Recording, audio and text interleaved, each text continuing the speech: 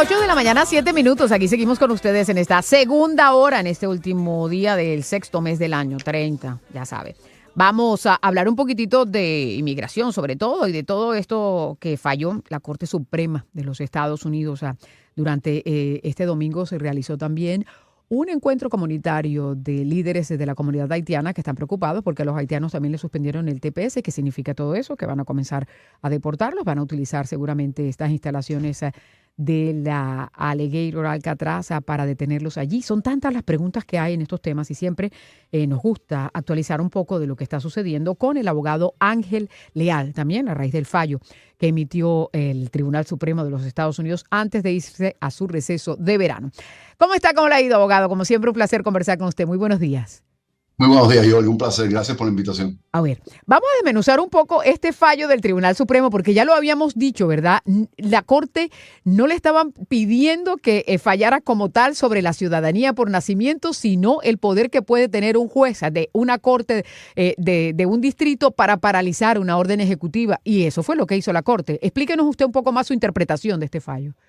Sí, efectivamente. Básicamente el tema antes de la Corte y la moción que se le presentó a la Corte por parte del Departamento de Justicia era que los jueces federales estaban excediendo su autoridad cada vez que emiten alguna de estas órdenes judiciales preliminarias prohibiendo la implementación de alguna medida ejecutiva a nivel nacional, que en realidad la orden debe de ser nada más para aquellas personas que son o entidades que son comparecientes, demandantes, y en el distrito donde la Corte se encuentre, que hay otros mecanismos para tratar de efectuar una orden con un alcance mayor, pero que técnicamente estas órdenes por un solo juez de distrito tratando de prohibir una orden ejecutiva a nivel nacional, va más allá del poder que el Congreso le ha otorgado a la Corte Suprema y también más allá de los estatutos, que estamos hablando del estatuto de 1787, que tiene que ver con la ley de reforma judicial y que técnicamente ni el estatuto ni el Congreso le han otorgado a la Corte Suprema, a la Corte Federal, perdón, ese poder tan amplio de emitir órdenes a nivel nacional. Ahora, porque una de las cosas que circulaba en las redes sociales era entonces, los que nacieron en los estados que demandaron todavía tienen la ciudadanía, pero los que no pueden revocarle la ciudadanía. ¿Eso está bien dicho así o no? No. Esto toma efecto prospecto, entra en vigor en 30 días a partir del fallo del viernes de la Corte Suprema, aunque hay más litigio referente a eso, pero el caso es de que no tiene efecto retroactivo. La orden la orden ejecutiva entraría presuntamente en vigor en aproximadamente 28 estados. Hay aproximadamente 22 estados y el Distrito de Colombia que formaron parte de estas tres demandas que se presentaron en el estado de Washington, en el estado de New Jersey y en el estado de Maryland. También hay una nueva demanda que se presentó en el fin de semana en el estado de New Hampshire, pero básicamente por el momento entraría en vigor nada más la orden ejecutiva, nada más que entraría en vigor en aquellos estados que no participaron en el litigio hasta el momento. Por eso, pero la Florida no participó. Es decir, aquí, eso es un hipotético, ¿no? Entonces, ¿qué sucedería? ¿Hay algún remedio que tiene contemplada la Corte en ese sentido? Bueno, CASA, que fue quien presentó la demanda en el estado de Maryland, que es una organización pro inmigrante y tiene miembros a nivel nacional que están amparados por la orden de prohibición. El caso es que ellos enmendaron su demanda para pedir a la Corte Federal del Distrito de Maryland que establezca una clase de personas que pudieran ser protegidas por la orden de la Corte. Y la clase que ellos proponen es cualquier niño, perdón, quien haya nacido o quien nació en Estados Unidos a partir del 19 de febrero del 25, que son identificados en la orden ejecutiva de que no le corresponde la ciudadanía por nacimiento, y sus padres. Entonces, si llegaran a certificar la clase, primero presentaron esta moción de emergencia pidiendo una orden judicial preliminaria prohibiendo la implementación de la orden ejecutiva. Esto se presentó el mismo viernes que falló la Corte Suprema, es decir, que ya ellos entendían de que era muy posible, para no decir probable, que la Corte Suprema iba a fallar de esta manera referente a la orden de prohibición. Ya están pidiendo de nuevo una orden prohibiendo la implementación de la orden ejecutiva para esa clase de personas que acabo de señalar. Aparte, en el fin de semana o el viernes tarde, también se presentó una nueva demanda por parte de la ACLU, la Unión Americana de Libertades Civiles, en el estado de New Hampshire, pidiendo lo mismo, porque lo que sí señala la Corte Suprema en su decisión es que esto no elimina el mecanismo de pedir o de presentar una demanda colectiva. Hay un requisito para Ok. poder establecer una demanda colectiva, es la regla 23 de la regla de procedimiento civil federal, pero hay la posibilidad de que todo esto se convierta en una demanda colectiva, y si llegaran a certificar esto como una demanda colectiva, ya la orden de prohibición de la implementación de la orden ejecutiva prohibiendo la ciudadanía por nacimiento pudiera entonces tener un alcance a nivel nacional si llegaran a certificar la clase. Claro, esto se convierte en una ley, casi que en una clase de derecho, ¿verdad? Primero tiene que certificarse la demanda colectiva para que pueda ser aceptada. Y Bueno, se cumplirían los requisitos para ser certificado, porque uno sabe de las demandas colectivas cuando le llegue y que se hizo esta demanda en California y usted tendría derecho a reclamar algo. La certificación de una demanda colectiva no es tan fácil después de todo, ¿no? sí, es correcto, tienes razón, pero en este caso en particular están pidiendo la orden de prohibición primero Ok. para la presunta demanda, clase colectiva, y después que la Corte certifique la clase, pero entendiendo que hay una emergencia con daños irreparables e irreversibles, porque esto entraría en vigor en 30 días, están pidiendo la orden de prohibición desde ahora antes de que la Corte certifique o no la clase. Muy bien. Ahí queda más o menos explicado todo eso, pero ahí está como que vamos a ver qué sucede. Y falta que la administración decida implementarlo también, ¿no? Porque al parecer el objetivo principal utilizando esta demanda era, después de todo, que les explicaran si podía o no tener esa jurisdicción una corte en particular para parar una orden ejecutiva, ¿no? Indiscutiblemente, eso creo que fue gran parte de la motivación detrás de esta orden ejecutiva, pero la orden ejecutiva existe y fue firmada el 20 de enero del 25 y iba a entrar en vigor el 19 de febrero del 25.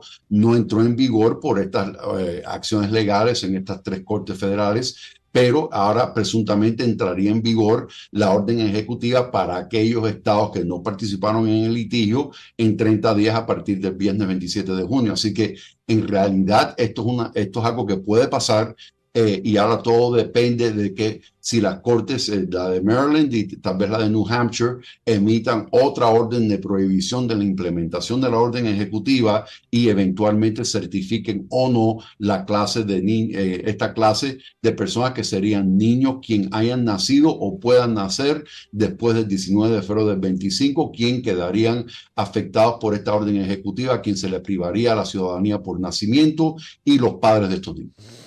Ay, ay, ay. ¿Qué va a pasar con los haitianos? O sea, mencionábamos que este fin de semana hubo un encuentro comunitario y básicamente se les acabó el TPS a ellos, ¿no? Y como también a otras nacionalidades. ¿Qué va a pasar con eso, abogado? Bueno, en el caso haitiano sí anunciaron la revocación o la cancelación del TPS. Creo que es hasta el 3 de septiembre que tienen la protección. Eh, Interesantemente, el tema haitiano del TPS formó parte de la demanda venezolana del TPS, que todavía está en litigio, Ujú. y están argumentando que la revocación del TPS, tanto en el caso venezolano como en el caso haitiano, no se hizo legalmente, y ese litigio sigue. Así que todavía hay un rayo de esperanza de que como parte de ese litigio pudiera haber alguna modificación referente al TPS, porque ya se había extendido el TPS de la misma forma que se lo había extendido a los venezolanos, y después se revocó la extensión, que es el meollo de esa demanda.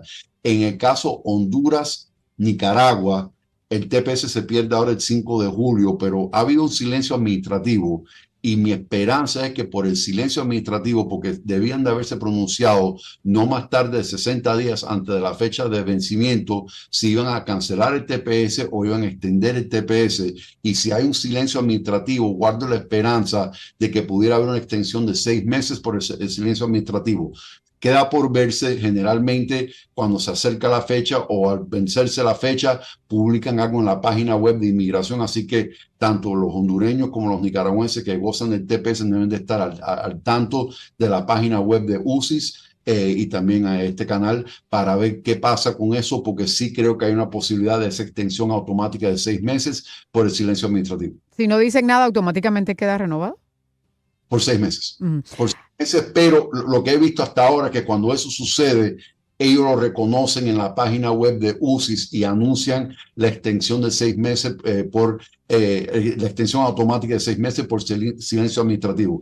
Creo que lo vi en el caso de Sudán del Sur, si mal no recuerdo. Entonces, quiero ver que lo publiquen en la página web de inmigración antes de que el público se confíe de que va a haber esta extensión de 6 meses por silencio administrativo.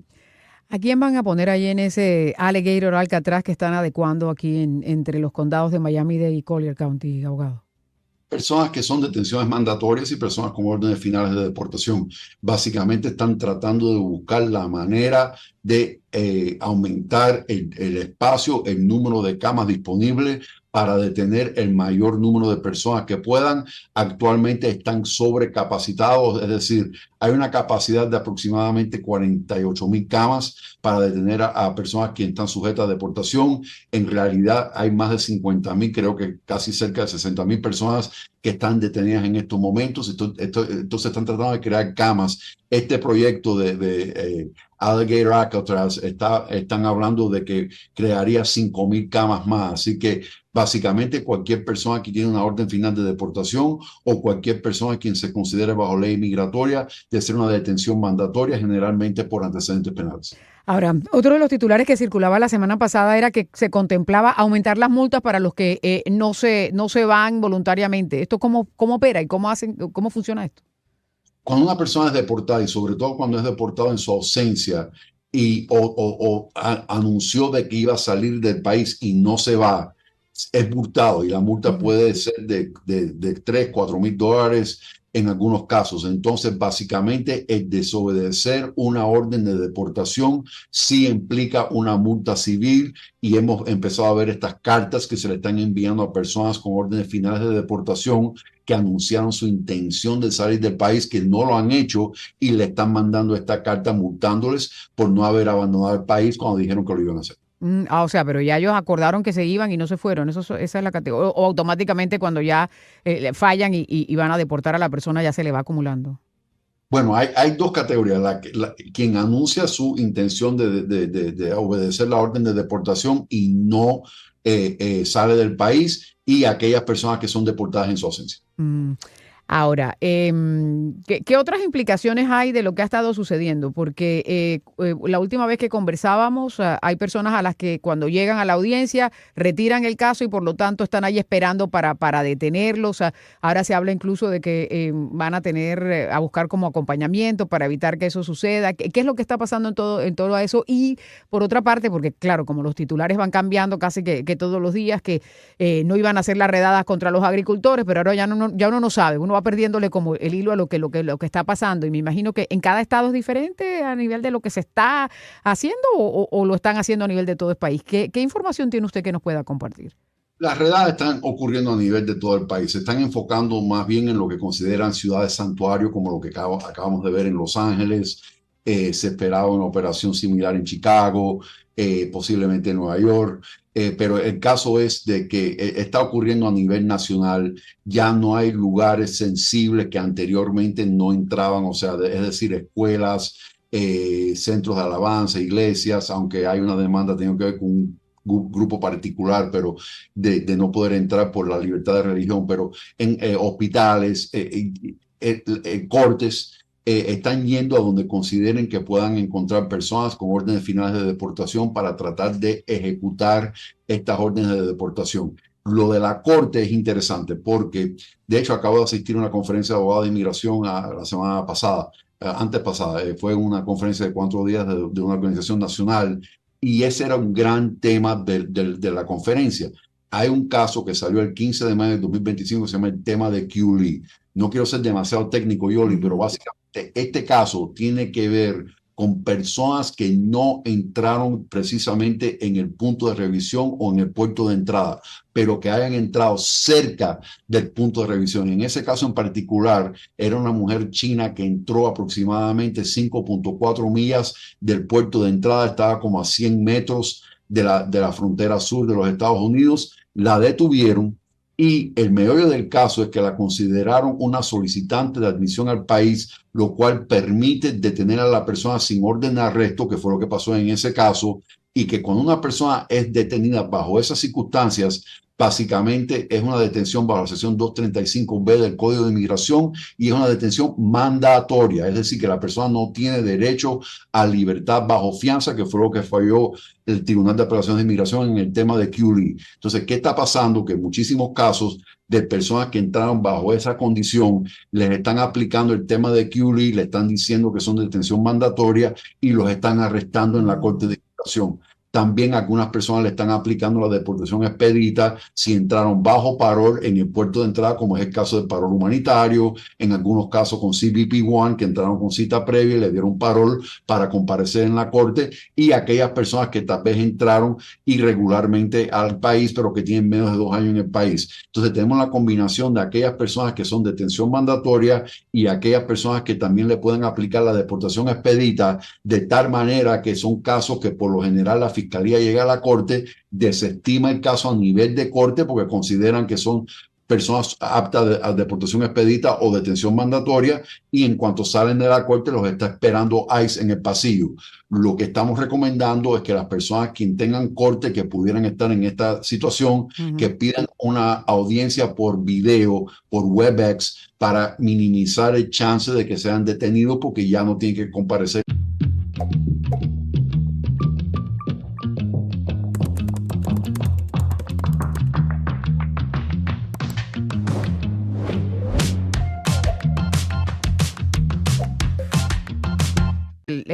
El gobierno va a seguir haciendo el mecanismo que hace, ¿no? Lo que es que no lo van a detener porque no lo tienen ahí físicamente. ¿Lo pueden ir a buscar para detenerlo o qué?